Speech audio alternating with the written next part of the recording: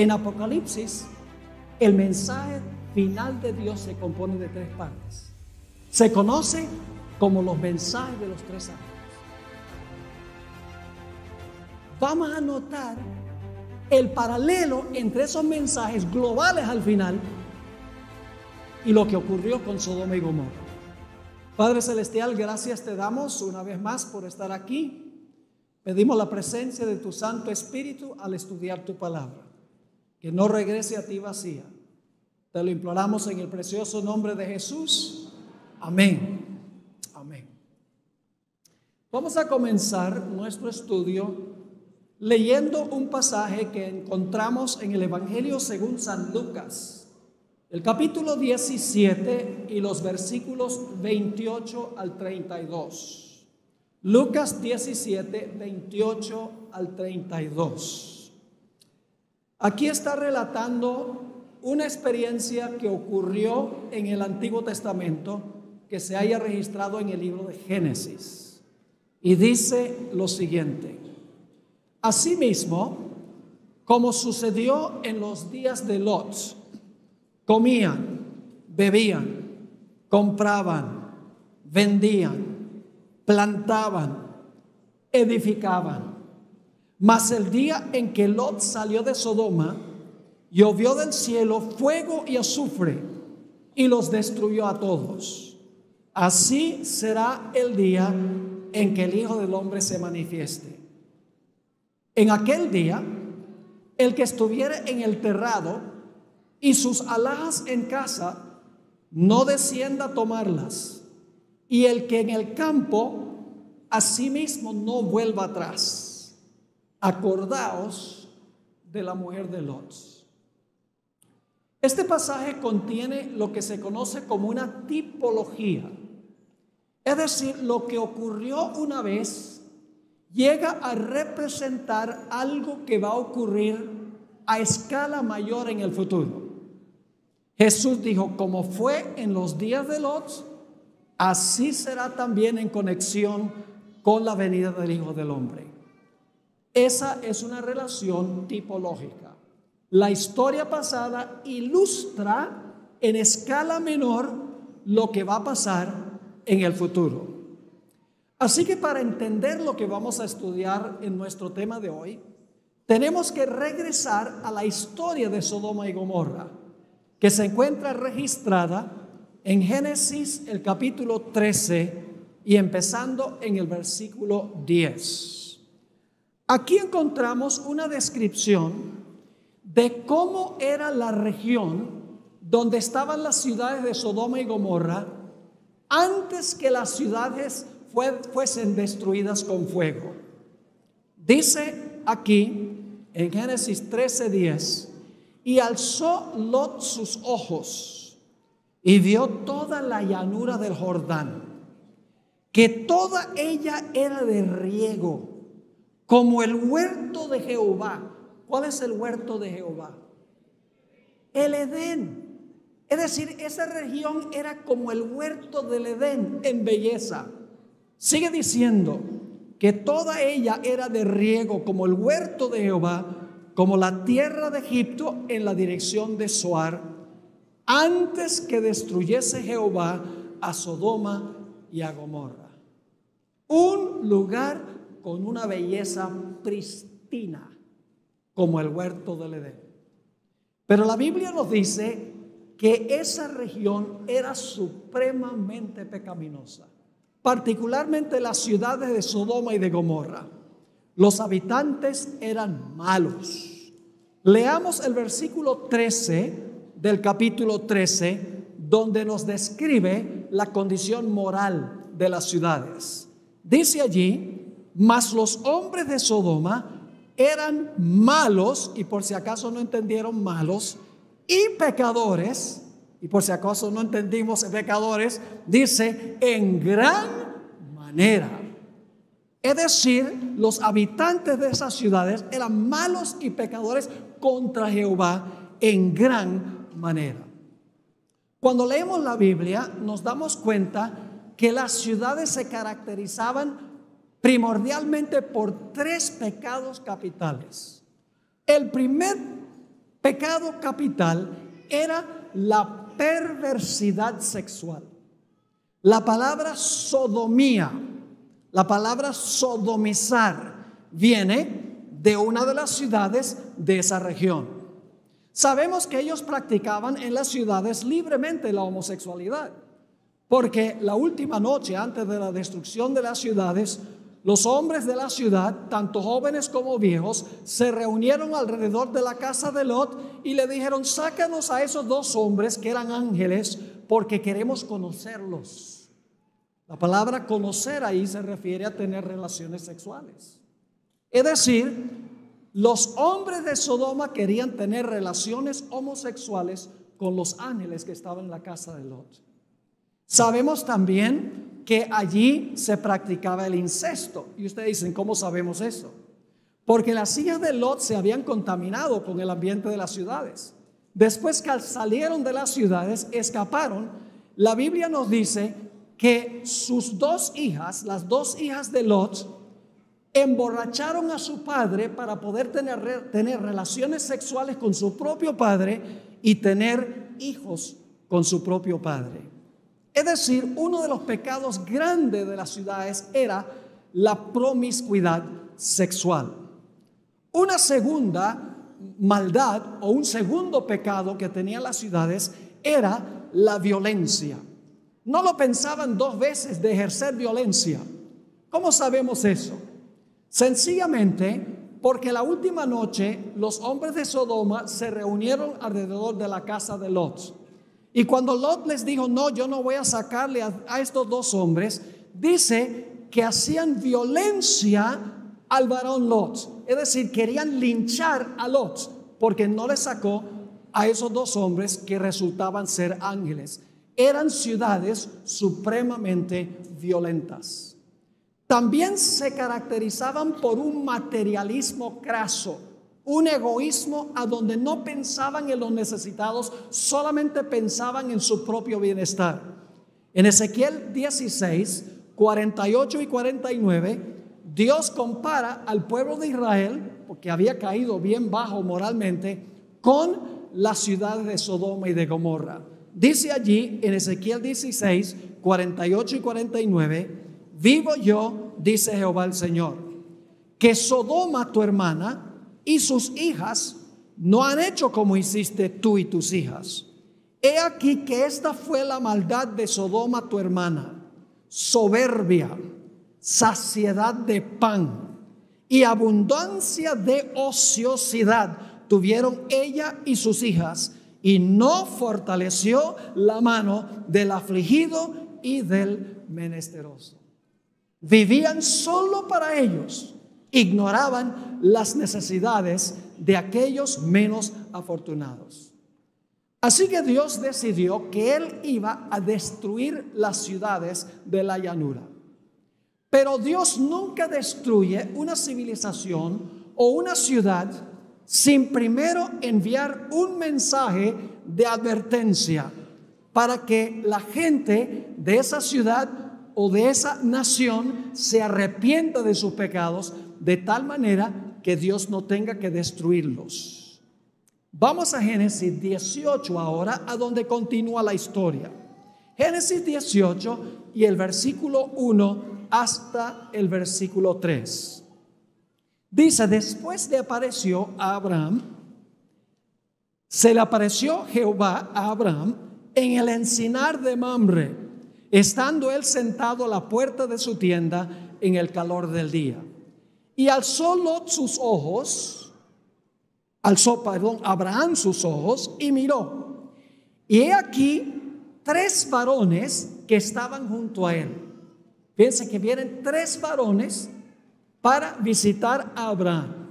Sigue diciendo: y cuando los vio, salió corriendo de la puerta de su tienda a recibirlos, y se postró en tierra. Y ahora quiero que noten que Abraham habla solo con uno de los 3, no con los 3. Dice en el versículo 3: y dijo: Señor, no señores, eran 3. Dice: Señor, si ahora he hallado gracia en tus ojos, te, singular, ruego que no pases, no dice no pasen, no pases de tu siervo. Es decir, Abraham está hablándole a uno de los tres. E inmediatamente nos preguntamos, ¿quién era ese personaje con quien hablaba Abraham? En unos momentos lo vamos a ver. Después de un tiempo allí con Abraham junto con los tres varones se levantaron y se movieron hacia la ciudad de Sodoma. Eso es lo que dice el versículo 16. Dice, y los varones, que eran los tres, junto con Abraham, se levantaron de allí y miraron hacia Sodoma, y Abraham iba acompañándolos. Es decir, por cierta distancia, Abraham y los tres personajes están caminando juntos hacia Sodoma. Pero lo interesante es que solo llegaron a la ciudad dos de los tres. Noten Génesis 18 y el versículo 22. Dice, y se apartaron de allí los varones, y vamos a encontrar que fueron dos, aunque iban tres. Se apartaron de allí los varones y fueron hacia Sodoma. Pero ahora un detalle muy interesante. Pero Abraham estaba aún delante de Jehová. ¿Quién era ese personaje con quien habló Abraham? Era Jehová. Y ustedes dicen, bueno, pero ahí dice que se apartaron los varones y fueron hacia Sodoma. ¿Cómo dice que solamente dos llegaron? Vamos al capítulo 19 y el versículo 1.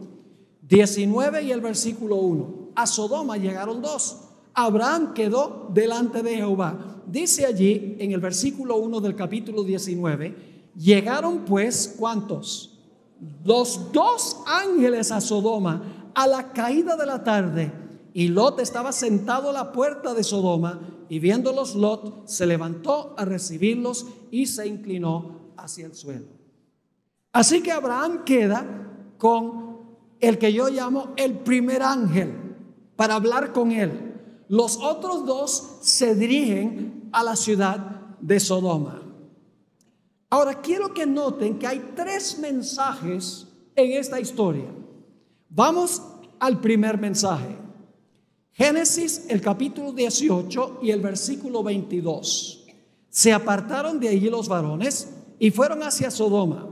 Pero Abraham estaba aún delante de Jehová.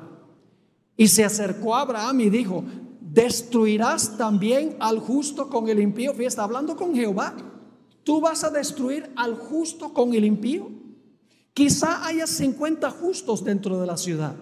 ¿Destruirás también y no perdonarás al lugar por amor a los 50 justos que estén dentro de él? ¿Por quiénes está preocupado particularmente Abraham? Está preocupado por los justos. Él quiere que Dios separe a los justos de los injustos para que los justos no perezcan en la ciudad. Sigue diciendo en el versículo 25, este primer mensajero es el mensajero del juicio. Dice, lejos de ti el hacer tal, que hagas morir al justo con el impío y que sea tratado como el impío el justo. Nunca tal hagas, y ahora escuchen, el juez de toda la tierra no ha de hacer lo que es justo. Señor, no vas a separar a los justos de los impíos para que los justos sean protegidos y no perezcan en la ciudad. Pero hay un segundo mensaje que se imparte por uno de los ángeles en la ciudad de Sodoma. Noten lo que dice Génesis 19 y el versículo 12 y 13. Génesis 19, 12 y 13. Aquí los varones van a la casa de Lot y le dicen a Lot, es urgente que ustedes salgan de aquí porque vamos a destruir esta ciudad. Dice allí, y dijeron los varones a Lot, ¿tienes aquí alguno más? Yernos y tus hijos y tus hijas y todo lo que tienes en la ciudad, sácalo de este lugar. Es decir, sal de Sodoma, porque vamos a destruir este lugar. Si te quedas allí, vas a ser destruido, es lo que está diciendo. porque vamos a destruir este lugar por cuanto el clamor contra ellos ha subido de punto delante de Jehová. Por tanto, Jehová nos ha enviado para destruirlo. Es decir, sal de la ciudad para que no perezcas en la destrucción. Noten el versículo 14. Entonces salió Lot y habló a sus yernos, los que habían de tomar sus hijas, y les dijo: levantaos, la siguiente palabra, salid de este lugar. Es decir, salgan de Sodoma, porque Jehová va a destruir esta ciudad. Mas pareció a sus yernos como que se burlaba. Un segundo mensaje de parte del segundo ángel. Ahora, es interesante notar en la historia, en los versículos 9 y 10 del capítulo 19, algo que ocurrió antes que Dios destruyera las ciudades. Una puerta se cerró en ese momento. Dice en Génesis 19 y el versículo 9 y 10. Estos son los hombres que se reunieron alrededor de la casa de Lot. Y ellos respondieron: quita allá. Y añadieron: vino este extranjero, se están refiriendo a Lot, para habitar entre nosotros, y habrá de erigirse en juez. Ahora te haremos más mal que a ellos, es decir, que a los dos ángeles que estaban allí. Y hacían gran violencia al varón Lot, y se acercaron para romper la puerta. Entonces los varones alargaron la mano y metieron a Lot en casa con ellos y cerraron la puerta. Cuando esa puerta se cerró la oportunidad de todos los habitantes de Sodoma para escapar de la ciudad. Es decir, la puerta de la gracia se cerró antes de la destrucción de las ciudades. Ahora, mañana en la noche vamos a estudiar un mensaje paralelo a este. Vamos a estudiar sobre los días de Noé. Y vamos a ver que hay un paralelo. Jesús dijo: como fue en los días de Noé, así será la venida del Hijo del Hombre. Como fue en los días de Lot, así será la venida del Hijo del Hombre. Y vamos a ver algo muy interesante en cuanto a la historia del diluvio. Yo pregunto: ¿cuándo se perdió la gente antes del diluvio? ¿Cuándo se perdió la gente en el diluvio? ¿Cuando se cerró la puerta o cuando comenzó a llover? Yo pregunto: ¿cuando se cerró la puerta empezó a llover inmediatamente? No, pasaron 7 días y luego fueron destruidos. Es decir, la puerta se cierra primero y luego entonces viene la destrucción.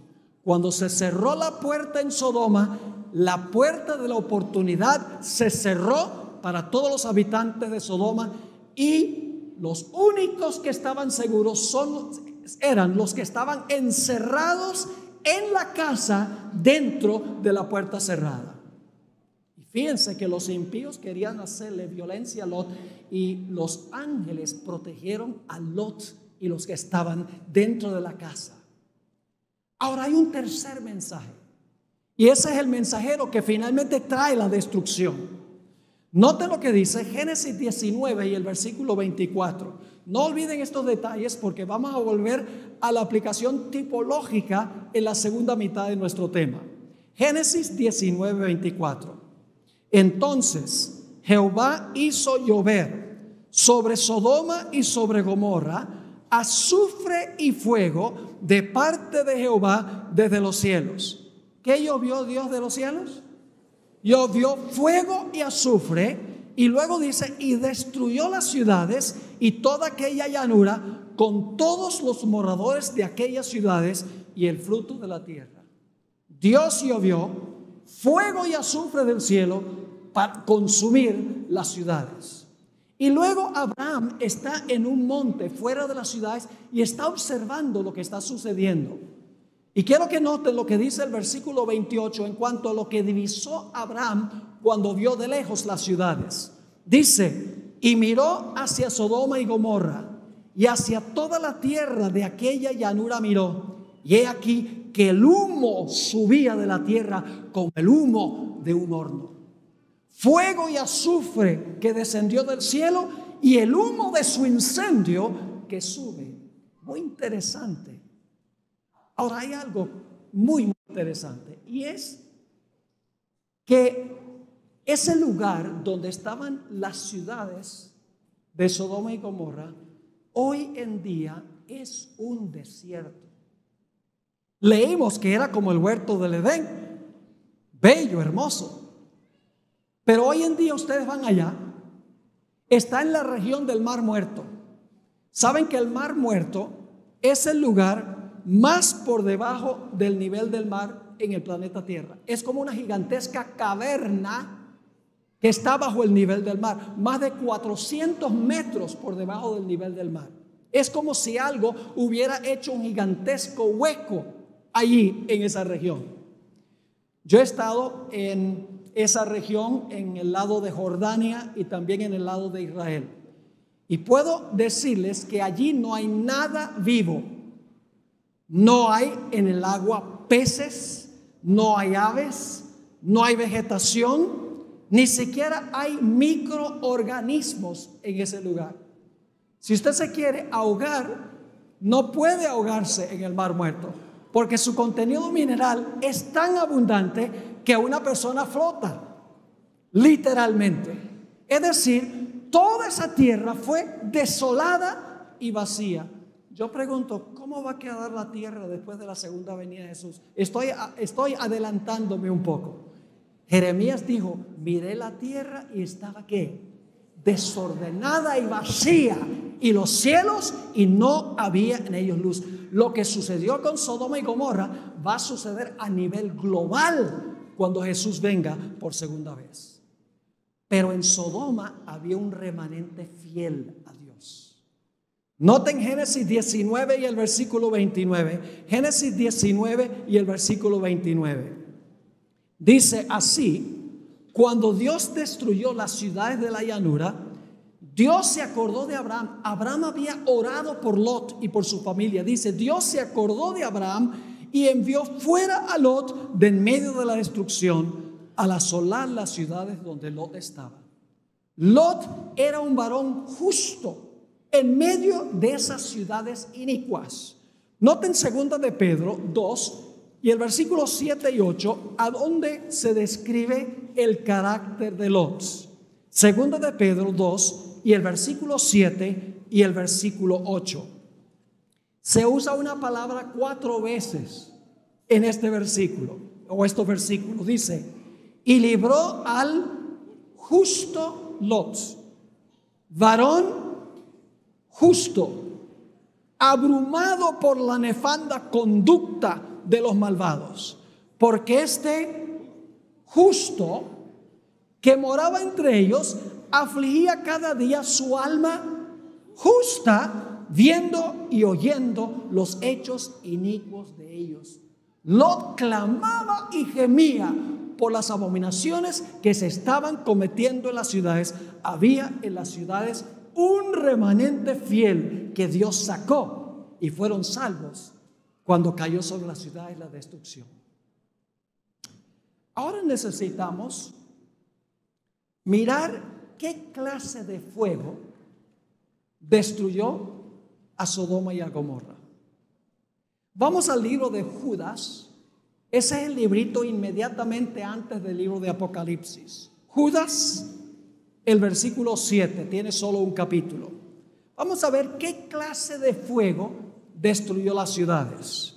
Dice allí en Judas 7, como Sodoma y Gomorra y las ciudades vecinas, las cuales de la misma manera que aquellos, habiendo fornicado, fíjese otra vez el énfasis sobre las aberraciones sexuales, habiendo fornicado e ido en pos de vicios contra naturaleza, como la homosexualidad, etcétera, fueron puestas por ejemplo, sufriendo ¿qué cosa? El castigo de ¿qué?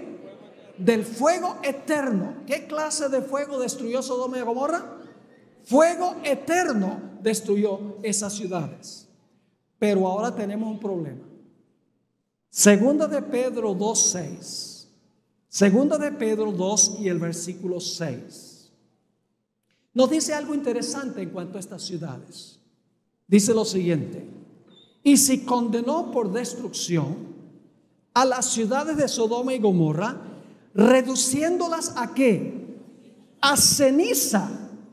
Y ahora escuchen, poniéndolas ¿de qué? De ejemplo a los que habían de vivir impíamente. Yo pregunto, ¿esta historia se va a repetir? ¿Es un ejemplo de algo que va a ocurrir más adelante? ¿Cómo no? Ahora, dice que fueron reducidas a ceniza. Ahora tenemos un problema muy serio, porque dice que fueron destruidas con fuego eterno, pero las ciudades fueron reducidas a cenizas. ¿Han tratado ustedes alguna vez de quemar cenizas? Las cenizas son el fruto del fuego. Una vez que algo es reducido a cenizas, ¿el fuego qué? El fuego se apaga. Entonces, ¿cómo es que estas ciudades fueron destruidas con fuego eterno y sin embargo fueron reducidas a cenizas? Vamos a mirar lo que enseña la Biblia. Deuteronomio 4 y el versículo 23 y 24. Deuteronomio 4 y el versículo 23 y el versículo 24. Aquí Dios le está hablando a su pueblo en el Antiguo Testamento, al pueblo de Israel. Dice lo siguiente: guardaos, no os olvidéis del pacto de Jehová vuestro Dios, que Él estableció con vosotros, y no os hagáis escultura o imagen de ninguna cosa que Jehová tu Dios te ha prohibido. Es decir, no practiques idolatría. Porque Jehová tu Dios es ¿qué cosa? Es fuego consumidor, Dios celoso. ¿Qué es Dios? Fuego consumidor. Algunos dicen, bueno, pero eso era en el Antiguo Testamento. Vamos entonces a un texto del Nuevo, a donde se cita este versículo. Hebreos 12, 28 y 29. Hebreos 12, 28 y 29.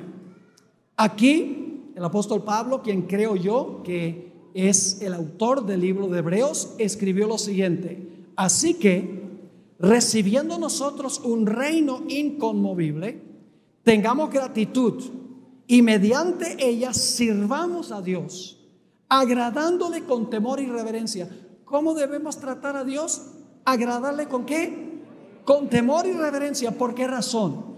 Porque nuestro Dios es fuego consumidor. ¿Quién es el fuego? Dios. Ahora, no me entiendan mal, Dios no se compone de un montón de llamas de fuego. Hay un sentido bíblico en que Dios es fuego. Es una de sus características. Y la pregunta clave es, ¿qué aspecto de Dios es fuego consumidor? Vamos a Éxodo 24 y el versículo 15 al 17.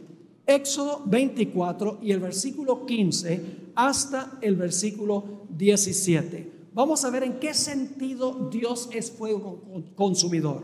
Dice allí, el pueblo de Dios está al pie del monte Sinaí, Dios ha bajado sobre el monte y dice lo siguiente: entonces Moisés subió al monte y una nube cubrió el monte.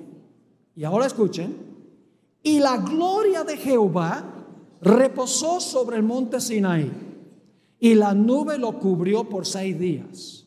Y al 7º día llamó a Moisés de en medio de la nube. Y ahora escuchen, esta es la parte clave: y la apariencia de la gloria de Jehová era como un fuego abrasador en la cumbre del monte a los ojos de los hijos de Israel. ¿Qué aspecto de Dios es el fuego consumidor? Su gloria es el fuego consumidor. Dios está rodeado de una luz deslumbrante, está rodeado de su gloria. Es decir, Dios no es llamas de fuego. Dios y su gloria son como fuego consumidor. Ahora vamos a Malaquías 4 y el versículo 1. Las ciudades fueron reducidas a cenizas, pero fueron destruidas con fuego eterno. Ahora vamos a Malaquías, el capítulo 4 y el versículo 1. Está hablando ahora no de las ciudades, sino que está hablando de lo que va a pasar en el futuro. Dice allí: porque he aquí, viene el día ardiente como un horno. Esta es la segunda venida de Jesús. Y todos los soberbios y todos los que hacen maldad serán estopa. Aquel día que vendrá los abrazará, ha dicho Jehová de los ejércitos, y no les dejará ni raíz ni rama. ¿Cuánto va a quedar? Nada. ¿Quién es la raíz de todo mal? ¿Quién le dio origen al mal? Satanás. ¿Y quiénes son las ramas? Sus seguidores. Jesús dijo, yo soy la vid, vosotros los pámpanos. Pues el diablo es la raíz y los que siguen a Satanás son las ramas. ¿Cuánto va a quedar de Satanás y los impíos? No les dejará ni raíz ni ramas. ¿Qué va a pasar con ellos? Malaquías 4 y el versículo 3. El versículo 3 dice, hollaréis a los malos, los cuales serán ¿qué? Ceniza bajo las plantas de vuestros pies en el día en que yo actúe, ha dicho Jehová de los ejércitos. ¿Qué va a pasar con los impíos y con Satanás? Van a ser reducidos ¿a qué? A cenizas. ¿Satanás también va a ser reducido a cenizas? Vamos a Ezequiel 28 y el versículo 18 y 19. Ezequiel 28 y el versículo 18 y 19 habla del fin de Satanás, quien Apocalipsis dice que va a ser destruido en el fuego. ¿Recuerdan que Satanás va a ser destruido con los impíos en el fuego que cae del cielo? Ahora fíjense lo que dice en Ezequiel 28, 18 y 19, que está hablando de Lucifer, que se convirtió en Satanás. Con la multitud de tus maldades y con la iniquidad de tus contrataciones profanaste tu santuario. Yo pues saqué fuego de en medio de ti, el cual te consumió. Y te puse ¿en qué? En ceniza sobre la tierra a los ojos de todos los que te miran. Todos los que te conocieron de entre los pueblos se maravillarán sobre ti. Espanto serás y para siempre dejarás de ser. Tanto Satanás como los impíos serán destruidos por fuego y azufre que desciende del cielo. Serán reducidos a cenizas. No quedará raíz ni rama. Dejarán de ser según la Sagrada Escritura. Ahora yo sé que algunos están diciendo, pero pastor, ¿acaso los impíos no son destruidos con fuego eterno? Vamos a mirar eso. Vamos a 2 de Tesalonicenses, capítulo 1 y el versículo 6 al 9. 2 de Tesalonicenses 1 y el versículo 6 al 9.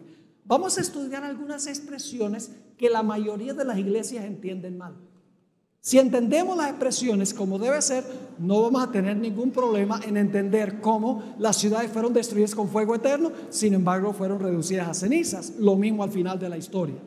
Dice allí, en 2 de Tesalonicenses 1, porque es justo delante de Dios pagar con tribulación a los que os atribulan, y a vosotros que sois atribulados, daros reposo con nosotros cuando se manifieste el Señor Jesús desde el cielo con los ángeles de su poder, en llama de fuego, para dar retribución a los que no conocieron a Dios, ni obedecen al evangelio de nuestro Señor Jesucristo, los cuales sufrirán pena ¿de qué? De eterna perdición. ¿Y qué es eterna perdición? Excluidos de la presencia del Señor y de la ¿qué? Y de la gloria de su poder. Yo pregunto, ¿la perdición de los impíos será eterna? ¿Será eterna la perdición de los impíos? Entonces por la eternidad se van a estar perdiendo y perdiendo y perdiendo y perdiendo y perdiendo. No, son destruidos y quedan perdidos para siempre. Eso es perdición eterna. No es el proceso de perdición que es eterno, sino el resultado de la perdición. Noten Mateo 25 y el versículo 41 y 46. Mateo 25, versículo 41 y luego el versículo 46. Dos expresiones difíciles. Dice aquí, está hablando de la parábola de los corderos y los cabritos. Los cabritos están al lado izquierdo y los corderos están al lado derecho. Son los que se van a salvar. Dice, entonces dirá también a los de la izquierda, apartaos de mí, malditos, ¿a dónde? Al fuego eterno preparado para el diablo y sus ángeles. ¿Cómo es la cosa? ¿Apartados a dónde? Al fuego eterno. Ahora escuchen bien. Muchas iglesias dicen, ve, los impíos van a estar quemándose y quemándose y quemándose y quemándose eternamente porque es fuego eterno. Pero escuchen bien, ¿qué es el fuego según la definición bíblica? Es la gloria de Dios. ¿Por cuánto tiempo ha tenido Dios su gloria? Eternamente. Escuchen bien. El fuego es eterno, no lo que el fuego consume. ¿Me están entendiendo lo que estoy diciendo? El fuego sí es eterno porque es la gloria de Dios. Y Dios siempre ha tenido su gloria. Pero lo que el fuego consume no es eterno. Noten la otra expresión en el versículo 46 de Mateo 25. E irán estos al castigo eterno y los justos a la vida eterna. Yo pregunto, ¿los impíos van a ser castigados para siempre? ¿Van a volver a vivir? ¿Van a volver a existir? No. Entonces, ¿su castigo es eterno? Sí. En resultado, no en proceso. Dios tendría que ser un monstruo para castigar a una persona por 80, 90 años de pecado, haciéndolo quemarse por la eternidad en un fuego donde se revuelcan de dolor y gritan maldiciones a Dios. Dios sería un monstruo. El fuego es eterno porque el fuego es la gloria de Dios, destruye a los impíos, son reducidos a cenizas, pero después que ellos mueren, la gloria de Dios, el fuego continúa porque el fuego es la gloria de Dios. Ahora prepárense para una sorpresa. Los que van a vivir eternamente en el fuego no son los malos, sino los buenos.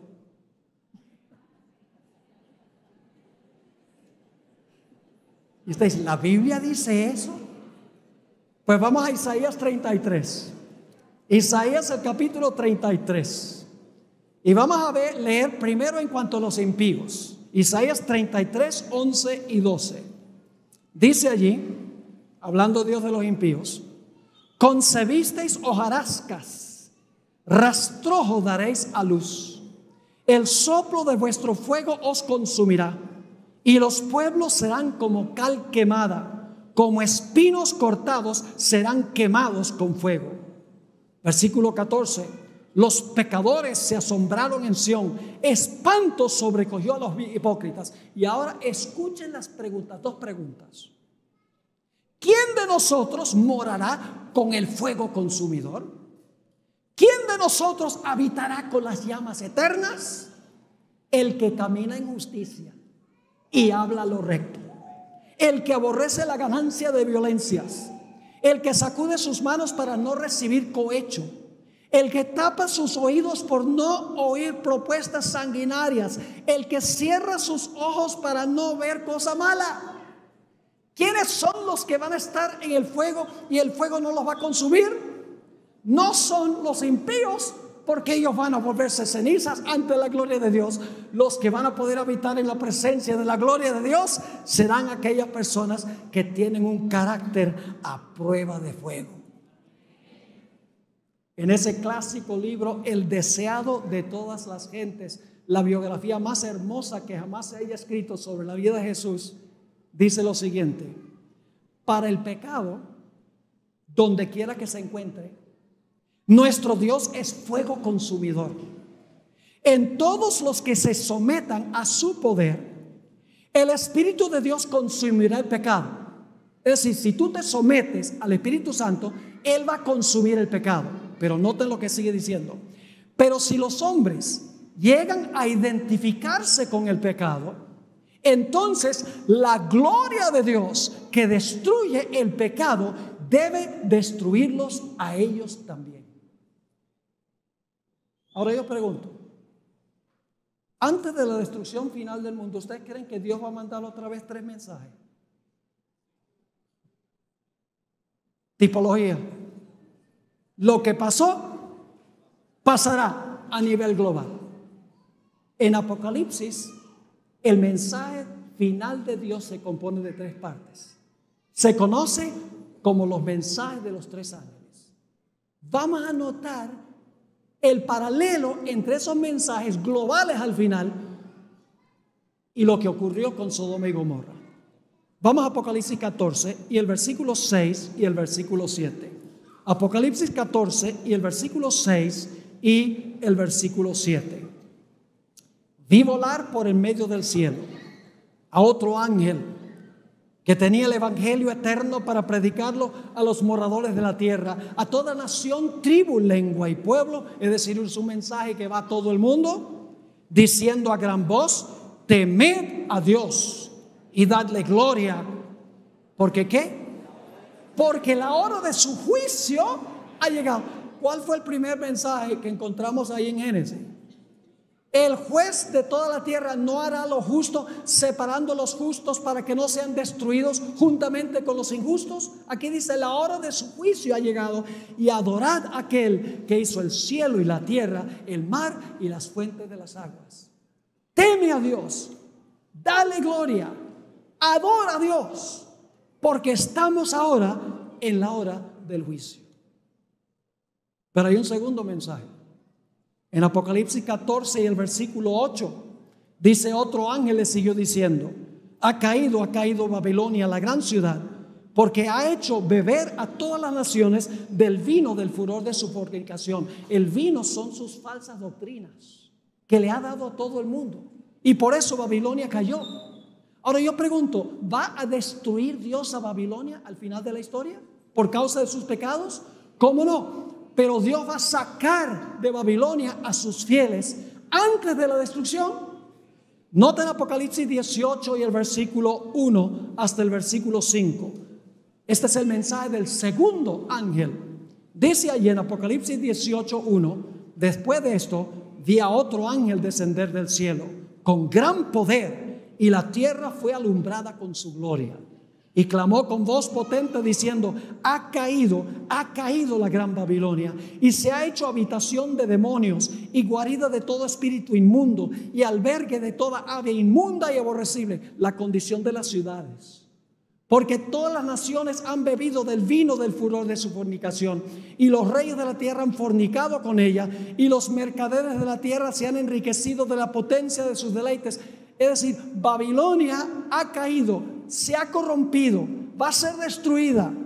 Pero antes de ser destruida, Dios da un mensaje, versículo 4: y oí otra voz del cielo que decía: salid de ella, pueblo mío. ¿Eso pasó en Sodoma? Salid de ella, pueblo mío, para que no seáis partícipe de sus pecados, ni recibáis parte de sus plagas, porque sus pecados han llegado hasta el cielo, y Dios se ha acordado de sus maldades. Y por la premura del tiempo, les voy a mencionar solo el mensaje del tercer ángel. El tercer ángel dice que el que no salga, va a llover sobre ellos fuego y azufre del cielo, y el humo de su incendio ascenderá. ¿Encontramos eso en Sodoma y Gomorra también? ¿Cómo no? Esto es tipología. Solo que en el libro de Apocalipsis el mensaje es para todo el mundo. No es solamente para unas ciudades en cierta región geográfica. Ahora yo pregunto, ¿al final de la historia se va a cerrar la puerta de la gracia antes que venga la destrucción? Los fieles de Dios van a tener que vivir en este mundo y ser protegidos por los ángeles, porque los impíos van a querer destruirlos. Noten el Salmo 91 y el versículo 9 al 12. Este es el salmo de la gran tribulación. Esto es lo que le espera a los fieles de Dios. Dice lo siguiente: Salmo 91, 9 al 12. Porque has puesto a Jehová, que es mi esperanza, al Altísimo por tu habitación. No te sobrevendrá, ¿qué? No te sobrevendrá mal ni plaga. Fíjense, ni plaga tocará tu morada. ¿Por qué no? Pues a sus ángeles mandará acerca de ti, que te guarden en todos tus caminos. En las manos te llevarán, para que tu pie no tropiece en piedra. Así que Dios está impartiendo 3 mensajes hoy al mundo. Vamos a hablar un poco más de estos mensajes en el transcurso de los temas de esta semana. Ahora, la pregunta clave es: ¿cómo puedo yo estar seguro de que cuando el fuego consuma a los impíos, no me consuma a mí también? La respuesta es que nosotros tenemos que tener un carácter a prueba de fuego. como los 3 jóvenes que fueron echados al horno. ¿Han leído esa historia? Era tan caliente el fuego del horno que consumió a los que echaron a los 3 muchachos. Y luego el rey Nabucodonosor mira dentro del horno y dice, ¿no echamos en el horno 3? Pues yo veo un cuarto y se pasea con ellos y pareciera que es el Hijo de Dios. Los 3 muchachos caminaron en medio de ese incendio y el fuego no los quemó. Y ese era un fueguito humano. Pero nos enseña una lección. Y es que ellos tenían una fidelidad a Dios, una confianza en Dios, que estaban dispuestos de morir para ser fieles a Dios. Tenían un carácter a prueba de fuego. ¿Quiénes son los que van a ver a Dios? ¿Saben lo que van a hacer los impíos cuando Jesús venga? En Apocalipsis 6 dice que se van a esconder en las cuevas. Y van a rogar que las rocas caigan sobre ellos. Y van a decir, escondednos del rostro de aquel que está sentado en el trono y de la ira del Cordero. Pero los fieles van a gozarse de ver el rostro. ¿Por qué? Vamos a leer algunos versículos ahora muy importantes. Y no vamos a tomar el tiempo para buscarlos todos porque son varios. Mateo 5:8 dice, bienaventurados los de limpio corazón, porque ellos ¿qué? Porque ellos verán a Dios. Y cuando el corazón está limpio, la vida está limpia. Cuando yo era niño, a veces se me salió una mala palabra en la escuela. Y el rector siempre llamaba a la casa para decirle a mi mamá. Y cuando llegaba a la casa, mi mamá ya tenía el jabón listo para lavarme la boca con jabón. Y un día, mientras me saboreaba el jabón, que por cierto no sabía muy bueno, miré a mi mamá y le dije, pero mira mamá, no lo estás haciendo correctamente. O sea, lo que tiene que hacer es lavarme el corazón. Porque de la abundancia del corazón abro la boca. De nada vale limpiar la boca. El que tiene un corazón limpio verá a Dios, porque su vida es limpia. Isaías 33:17, el siguiente texto, después que leímos que los justos son los que van a estar en el fuego, dice, tus ojos verán al Rey en su hermosura, verán la tierra que está lejos. En 1 de Juan 3:1-3, otra vez la expresión ver. ¿Quiénes son los que van a ver? 1 de Juan 3:1-3, mirad cuál amor nos ha dado el Padre para que seamos llamados hijos de Dios. Por esto el mundo no nos conoce porque no le conoció a Él. Amados, ahora somos hijos de Dios y aún no se ha manifestado lo que hemos de ser, pero sabemos que cuando Él se manifieste, es decir, cuando Jesús venga, seremos semejantes a Él porque le veremos tal como Él es. ¿Y por qué lo vamos a ver? Versículo 3, y todo aquel que tiene esta esperanza en Él se purifica a sí mismo, así como Él es puro. Hebreos el capítulo 12 y el versículo 14 dice, seguid la paz con todos y la santidad sin la cual nadie verá al Señor. Apocalipsis 22:3-4 dice que cuando lleguemos al reino vamos a tener el privilegio de ver su rostro. Dice allí, y no habrá más maldición, y el trono de Dios y del Cordero estará allí, y sus siervos le servirán y verán su rostro, y su nombre estará en sus frentes. Ahora, ¿cómo podemos limpiarnos? ¿Cómo podemos desarrollar ese carácter? Un carácter de santidad semejante al carácter de Jesús. Voy a leer ahora algunos versículos que nos dan la clave. Salmo 119 y el versículo 9-11. Salmo 119 y el versículo 9-11. ¿Cómo puedo yo, por la gracia de Dios, desarrollar ese carácter a prueba de fuego? Ese carácter de santidad, ese carácter semejante al de Cristo Jesús. El Salmo 119, 9-11 dice, ¿con qué limpiará el joven su camino? Con guardar tu palabra. Con todo mi corazón te he buscado. No me dejes desviarme de tus mandamientos. Y luego dice, en mi corazón he guardado tus dichos para no pecar contra ti. ¿Cómo guardamos en nuestro corazón los dichos de Dios o la palabra de Dios?